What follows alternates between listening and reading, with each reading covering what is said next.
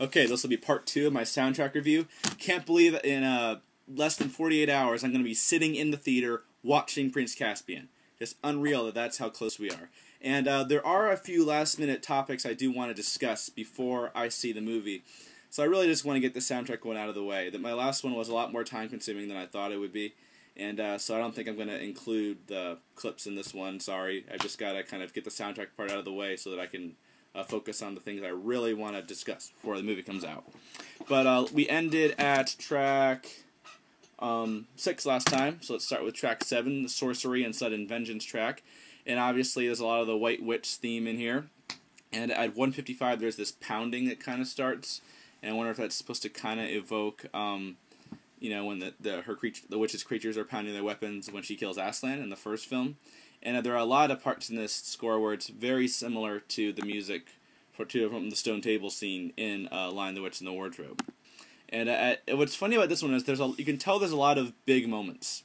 There's a lot of, oh, something happens there, but there are so many, it's hard to figure out exactly what's happening. But right at 2:34, there's a big one. Maybe that's when the wolf reveals himself, or the hag, like, puts the wand into the ground.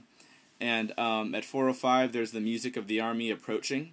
Of the army approaching from the first movie, that da-da-da-da-da-da-da. They've altered that a little bit and put it right here. The first image I got was the ice slowly building, the da-da-da-da-da-da-da. That's kind of what I got.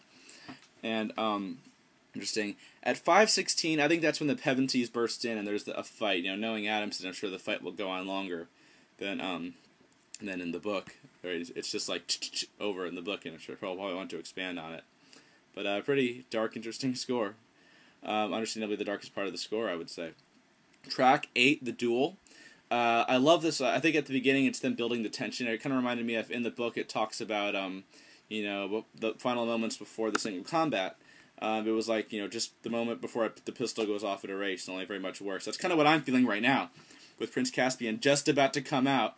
And it's exciting, but it's like nerve-wracking at the same time, you know? Because after all this time, I'm going to see it. And there's a lot of breaks in the action in this score, I've noticed. And which is kind of encouraging, because the thing I like about this scene, one of the things I like about the scene in the book, it's almost like a really violent chess game. In the sense that it's them, like, testing each other. It's like, fight, fight, fight, fight, fight, back off. Alright, let's try this. Fight, fight, fight, fight. You know, kind of testing each other out. Almost trying to read each other's minds in a way. And, because, you know, Miraz isn't really sure, is this really the High King Peter? Is he really all he's, you know, cracked up to be? And Peter, likewise, isn't really sure what Miraz's skill is. So they're kind of testing each other out. And that's one of the things I'd like. The clip, I haven't had a chance to talk about it yet. I have to release it, but the single combat clip that has been released, I think, really kind of captures that. Where it's like, where Miraz gives that look to Glazelle. And he's not really sure about this Peter kid. You know, he didn't look like much, but he's not really sure. And so I think this score kind of captures that. Obviously I'm overanalyzing, but hey, that's what all these videos have been about from the beginning, overanalysis. Which can be fun. I think right at 3:49 is when Peter wins. And I don't like the fact that Peter actually beats Miraz. And then, you know, then Caspian has a little confrontation. I never like that. About 4:06, things start going wrong again. Like, is that where the army's charge? Is it Caspian confronting Miraz, possibly? Or maybe Caspian confronts Miraz at the 5-minute mark, because the music gets calm there. I'm not really sure. Like, a lot of little somethings happen after Peter apparently wins in this, but not sure what. Track 9, the army's assembled. Not much to say, although this one did have some original music. Kind of similar to the Night Raid, I guess. Track 10, Battle of Aslan's How. This one really supports, you know, the whole thing of, I think they're going to cut back and forth between the battle and Aslan bringing back the trees, very similar to what they did at the end of the first movie. Going back and forth. The music starts out very heroic, but still kind of intense in the beginning.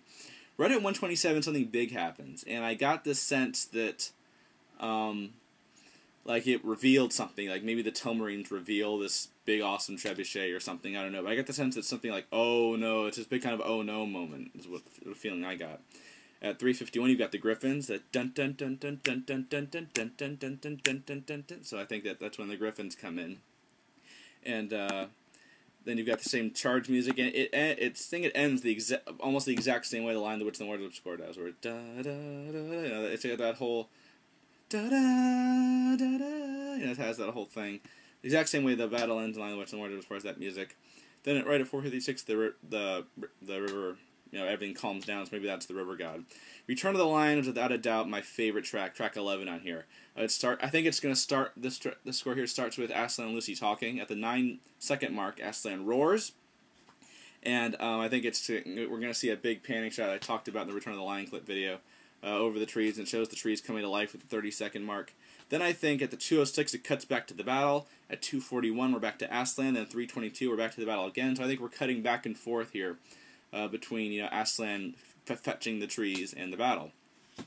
I like where was I going with that? I had heard it suggested. It's been suggested that in a review or something that the whole bits with Aslan turning those kids into pigs in the book, and the guy turning into a tree, maybe not those specific moments, I doubt it, but when Aslan is going through restoring Narnia, that's going to be after the battle, which in the book chronologically it happens at the same time as the battle, but Lewis first shows the whole battle, then he shows that whole thing. He flashes back and shows that, and so I think that would be cinematically it would be a good solution.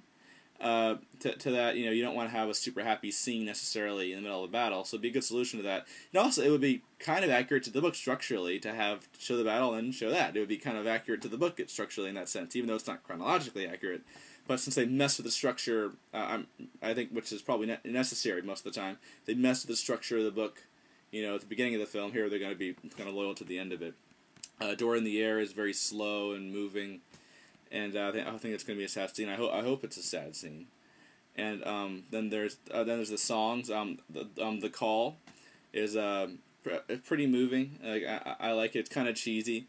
And Dance Around the Memory Tree. Like, what the heck was this guy smoking? Like, I don't get what this song is about. It's supposed to be based on the dancing along. Like, where do you get the idea to write a song Dance Around the Memory Tree? I mean, is there some... I don't know. It just must be something I'm not aware of, like what he's writing about. It's weird. This Is Home, of course, is awesome. Talked about that. And Lucy, as soon as I saw there was a song called Lucy, I kind of went, oh no, because if you listen to the song at the end of the Golden Compass movie, it's one of the stupidest songs ever written for a movie. It's called Lyra, and it's just this person singing about nothing, about random things about Lyra in the movie. And it's like, what the heck? And that's kind of how I felt about this song. Not as bad, because I couldn't really understand what's being said most of the time. I haven't read the lyrics yet. But it was kind of a weird song. So my overall thoughts on the soundtrack though is that it's definitely a better standalone soundtrack. Like if I judge it just as a CD, I think it's better than Lion, the Witch, and the Wardrobe.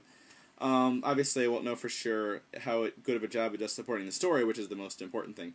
How good of a job it does on that until I see the movie. But one thing I really would have liked is if it had more original. More original themes and songs. I didn't really get that in here.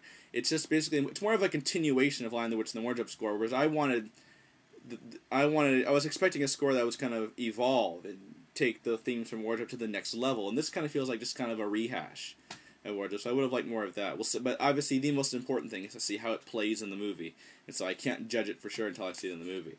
So I think it's a good score, and I think it's going to be moving in the movie, but not perfect, of course.